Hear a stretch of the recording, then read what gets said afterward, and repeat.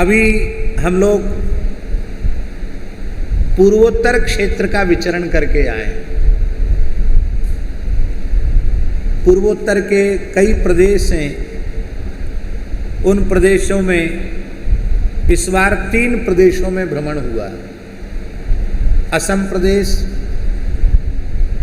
त्रिपुरा और अरुणाचल। पूज्य स्वामी शुद्धानंद जी महाराज हमारे साथी थे और भी संत महापुरुष थे। हम लोग 14-15 लोग थे। डॉक्टर पवन तिवारी जी हैं जो विद्या भारती के संगठन मंत्री हैं, महामंत्री हैं, और उधर के सभी प्रदेश उन्हीं के जिम्मे हैं। अरुणाचल, असम, सिक्किम, मणिपुर, नागालैंड, मेघालय, ये सारे 7 प्रदेश हैं ना, सभी प्रदेश उन्हीं के जिम्मे हैं। और वहाँ वस्तुतः वैदिक सनातन धर्म की बहुत भारी चिंताजनक स्थिति है। ये बात आप लोग बहुत ध्यान से सुनिए और इसको समझने का प्रयास कीजिए। देश की सीमाएं सुरक्षित हैं तो हम सब सुरक्षित हैं, और देश की सीमाएं यदि असुरक्षित हैं तो हम सब असुरक्षित हैं। और देश की सीमाएं तभी सुरक्षित रह सकती हैं जब हिंदुओं की संख्या सीमांत प्रदेशों में घटे नहीं बढ़े। पर बड़े दुर्भाग्य की बात है, जिस विचारधारा का लंबे समय तक देश में शासन रहा, उस काल में खुली छूट मिशनरियों को दे दी गई और इतनी तेजी से धर्मांतरण हुआ है, आप जिले के जिले पार कर जाएं, एक हिंदू मंदिर नहीं मिलेगा आपको।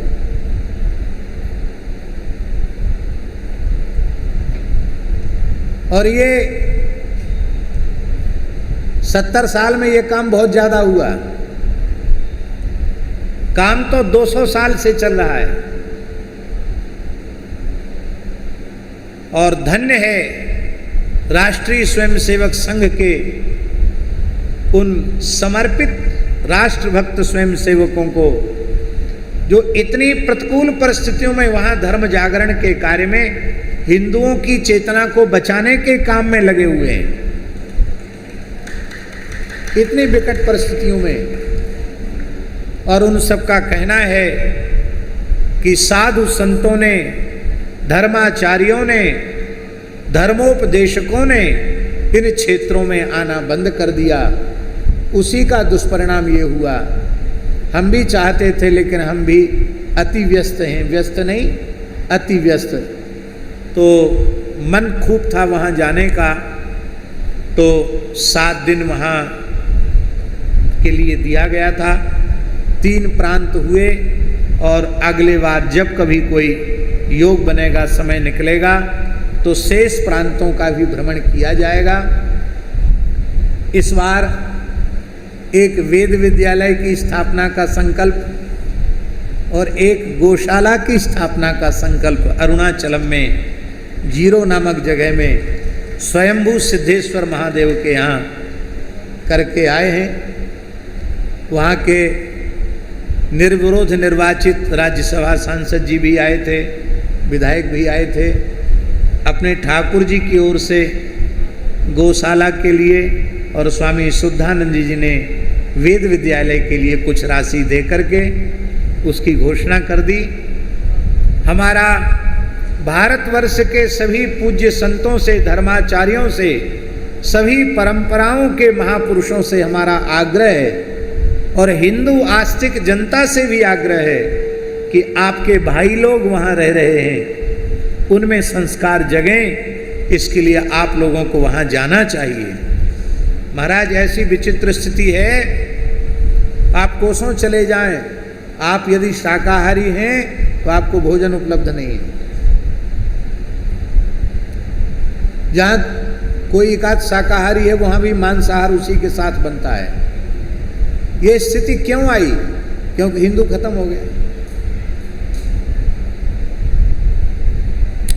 धन्य है उस जनजाति के क्षेत्र के लोगों को जिन्होंने इतना धर्मांतरित होने के बाद भी अपनी वेशभूषा और अपनी प्राचीन मान्यताओं को किसी भी अंश में जीवित रखा है। हम जहाँ जहाँ गए उन्होंने अपने परिधान में ही स्वागत किया, अपने हाथ से बिने हुए वस्त्र सम्मान के रूप में पटका अर्पित करके आदर किया।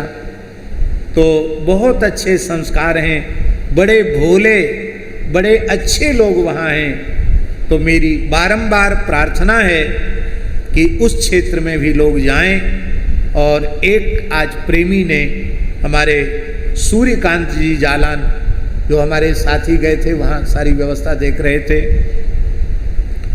पवन जी थे और हमारे सुशील बाहेती जी, दिल्ली वाले जालान जी, सब लोग थे, सब प्रेमी लोग थे। तो एक विचार ऐसा बना है आज ही ओरछा की धरती पर कि जहाँ जहाँ जिन गांवों में, जिन क्षेत्रों में हिंदू मंदिर नहीं है, वहाँ कहीं हनुमान जी का मंदिर, कहीं शिव जी का मंदिर, कहीं भगवती दुर्गा का मंदिर हम लोग स्थापित करेंगे गांव-गांव में जाकर के। और वहाँ बहुत कम लागत में ही मंदिर बन जाएंगे। हम समझते हैं कि कम से कम 5 से 7 लाख रुपए में एक छोटा मंदिर बन जाएगा। तो यहाँ आप लोग मठ मंदिर बना रहे हैं, हमारा ऐसा विचार है वहाँ आप बनाएंगे तो आपको उसका 1000 गुना पुण्य मिलेगा, क्योंकि वहाँ आवश्यकता है। तो इस बार जाकर के एक बात का अनुभव हुआ, जहाँ अभी भी कोई एक हिंदू का देवस्थान, देवी देवता का स्थान बच गया है, वहाँ के लोग बच गए। इसका मतलब क्या है? इसका मतलब ये है कि सब जगह यदि एक एक स्थान हो तो पुनर्जागरण होगा, घर वापसी होगी और फिर से हमारे सीमांत क्षेत्र सुरक्षित होंगे। अभी सरकार भी बहुत अनुकूल है, उधर के सभी प्रदेशों में अच्छी सरकार है, राष्ट्रवादी विचारधारा की सरकार है, इसलिए अनुकूल अवसर है। हम समझते हैं सब लोगों को आगे आना चाहिए। आज के समय में पटेरिया जी 5-7 लाख रुपए खर्च करने में किसी को ज़्यादा परेशानी नहीं होनी चाहिए।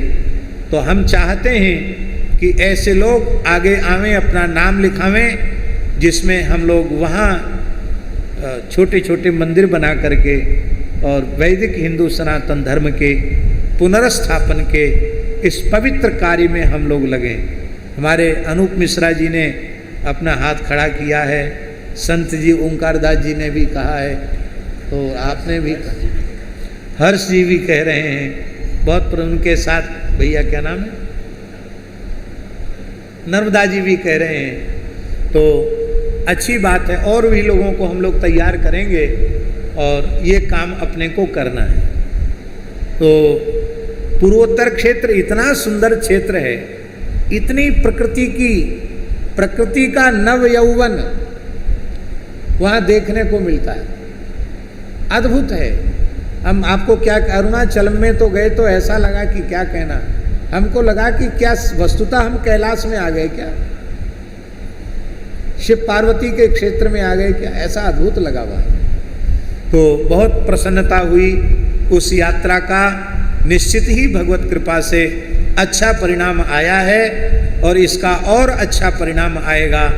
आगे भी हमारा विचार है कि जब भी भगवान अनुकूल समय निकालेंगे तो शेष प्रदेशों का भ्रमण हम तो करेंगे ही, साधु संतों से, महात्माओं से भी आग्रह है कि वहाँ की यात्राएं बनावें, वहाँ धीरे धीरे संतों का आवागमन बढ़ना चाहिए।